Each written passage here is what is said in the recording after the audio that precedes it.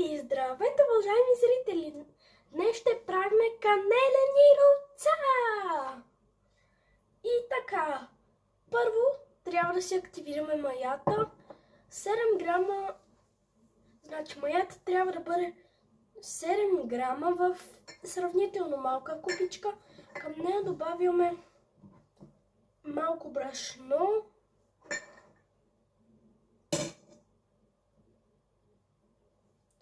След това топло мляко,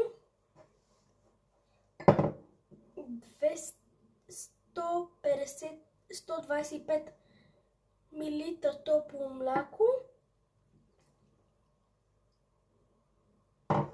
и 125 мл топла вода.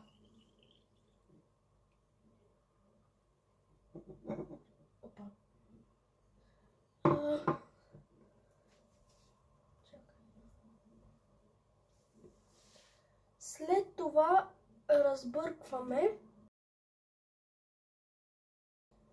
го оставяме на страна да се захване маята.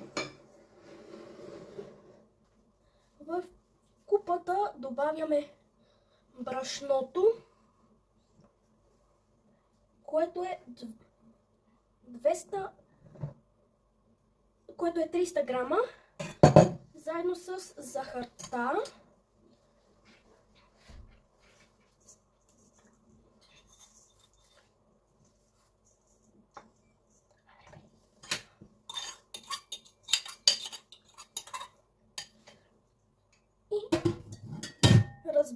И след това с миксера, след това с една виличка ги смесваме.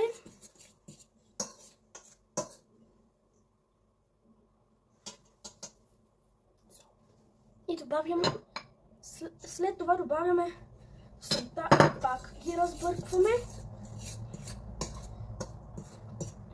После си оформяме с вилицата в средата на купата като малка планина. Вътре с другият и край правиме мъничка дупка. После счупваме едно яйце. Чакайте, че тук малко и аз, понеже съм един, вкарах малко люспички.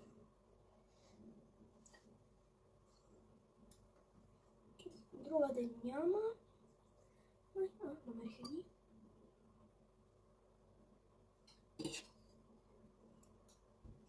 И след това разбъркваме яйцето. И като го разбъркаме, което ще отнеме мъничко време, като то. И вече е сравнително готово. Разбъркано. Го изсипваме вътре в дупчицата. След това там добавяме и маята.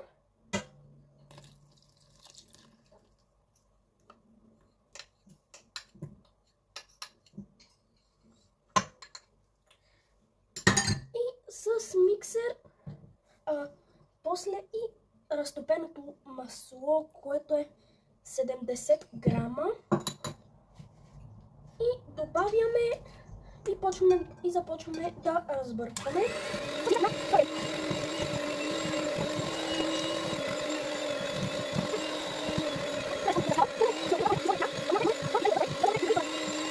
Останалото брашно от тези 525 грама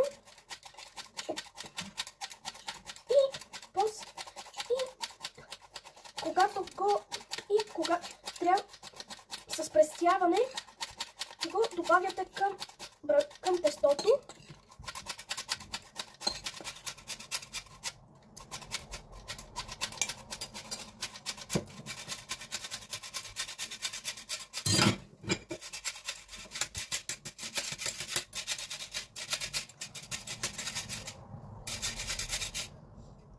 И после пак разбърквате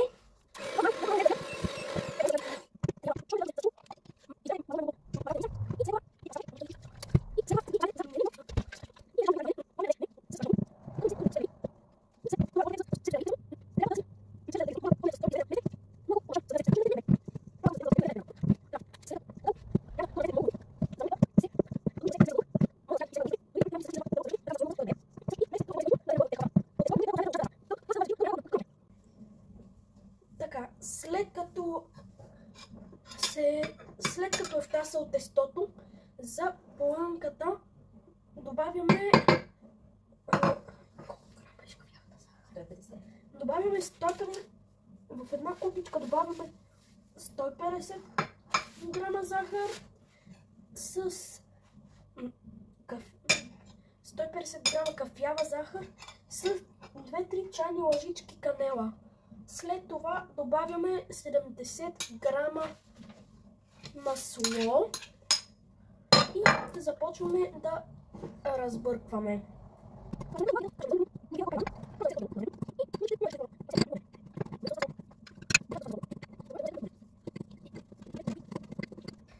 Сега, след като, ако сме разсипали, сме си почистили, набрашняваме плота мъничко.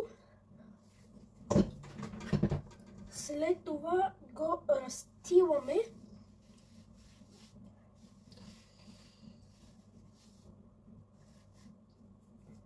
И ако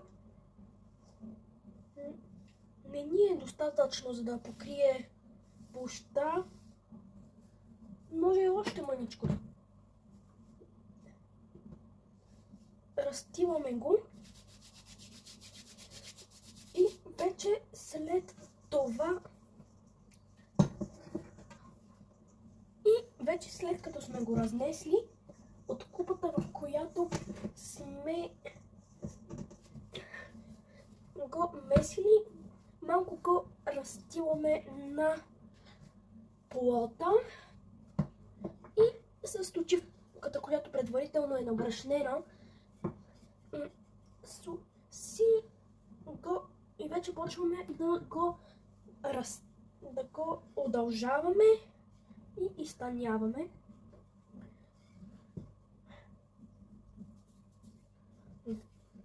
Вижте колко дълго стана.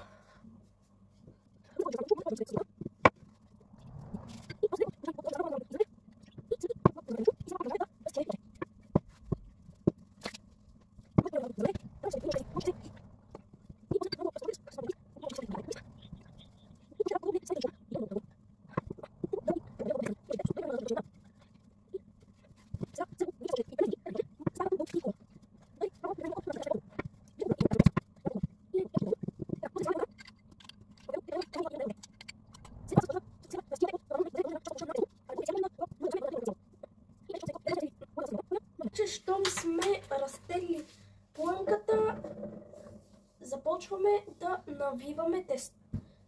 навиваме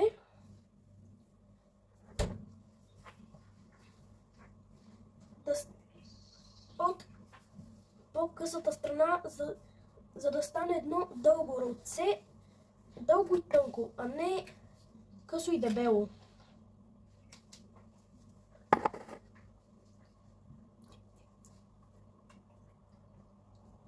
След това с един конец за зъби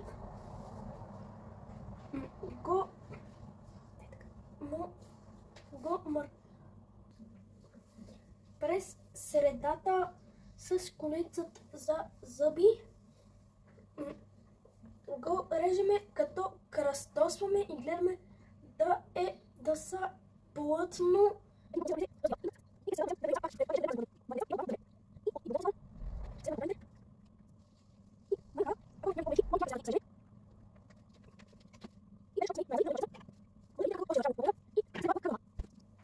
В кръгла тава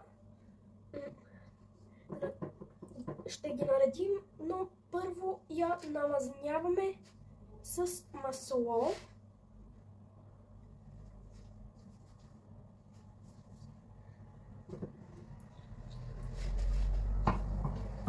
Ако използвате четица, ако е малко по-твърдичко, може малко да позатрудни, може да добре, че е мекичко.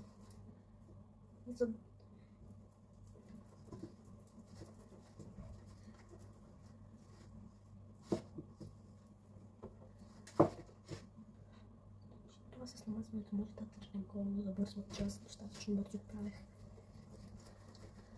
стените. Също намазваме и стените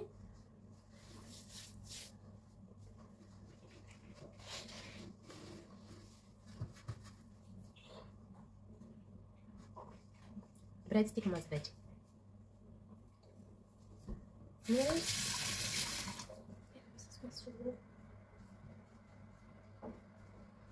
И след това в кръглата тава, която сме намазнили, ги нареждаме. Не задължително по двойки, както сме ги рязали, но трябва да са изправени. Някои може да падат, но не е проблем. На вътрешния, като сложиме и вътре, ще ги подпират от вътрешния пръстен, ако има достатъчно за него. Оп, тук може да се събере едно големичко. Тези по-дългите крайните може да подпират две по-нестабилни.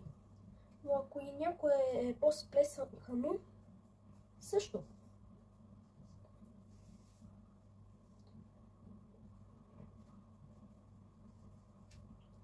Оп, тук едно малко. И така, вече ролцата са готови и се заемаме с айсинга. Първо в купа слагаме крема, сиренето, което е 150 грама. След това пудра захарта също 150 грама. И накрая добавяме маслото, което е 50 грама. След това разбъркваме.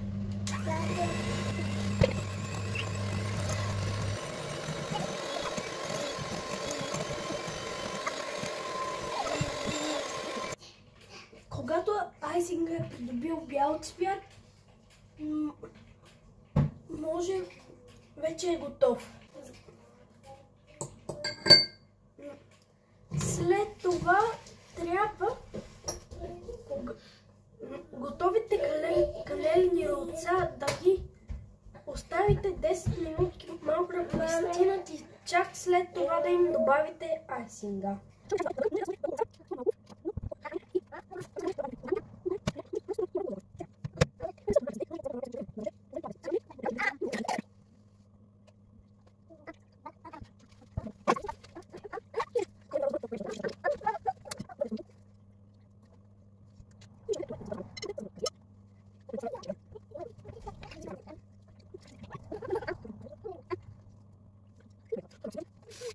Благодаря ви, че гледахте това видео.